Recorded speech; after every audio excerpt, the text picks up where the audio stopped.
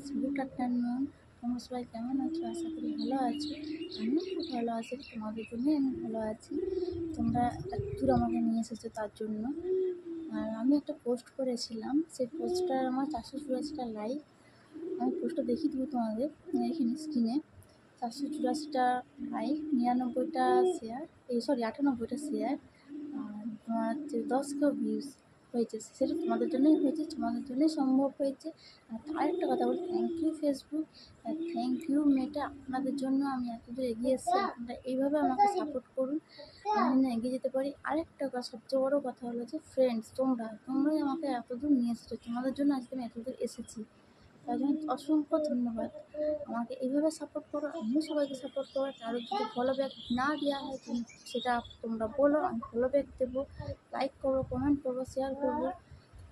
Thank you.